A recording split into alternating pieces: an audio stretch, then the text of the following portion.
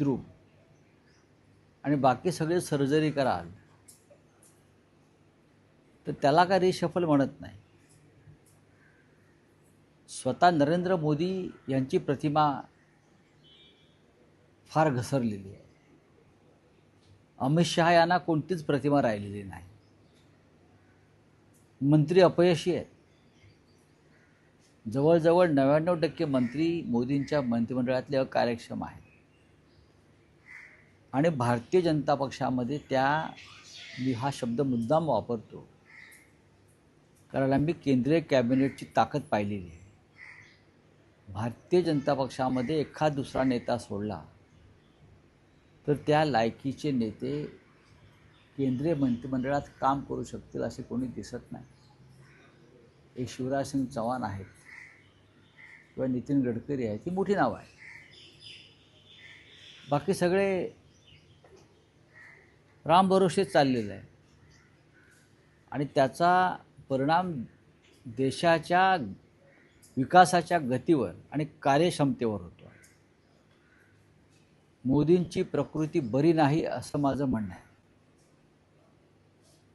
त्यामुळे मोदींना फार काम झेपत नाही.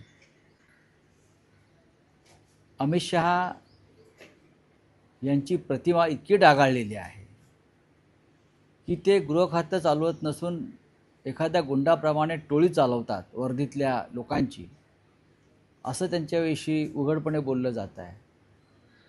आणि या सगळ्याचा परिणाम नरेंद्र मोदींच्या प्रतिमेवर गेल्या काही काळापासून झालेला आहे. हे मोदींना पटत आहे.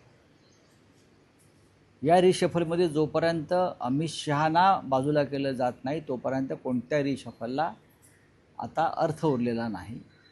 ही साधारण दिल्लीतल्या महत्त्वाच्या वर्तुळातली चर्चा आहे. आता तुम्ही म्हणाल राहुल गांधींविषयी काय चर्चा झाली. राहुल गांधींविषयी नक्कीच महाराष्ट्रातल्या काही घडामोडी आहेत. राष्ट्रीय विषयांवरती त्यांचं सध्या जे काय भ्रमण सुरू आहे देशभरात त्या संदर्भात चर्चा होत असते.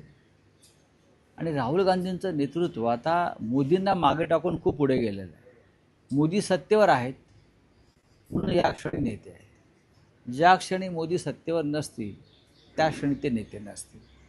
राहुल गांधींचं तसं नाही. राहुल गांधी या देशाचे अनडिस्प्युटेड लीडर झालेले आहेत आणि ते तुम्हाला आता दिसत आहे.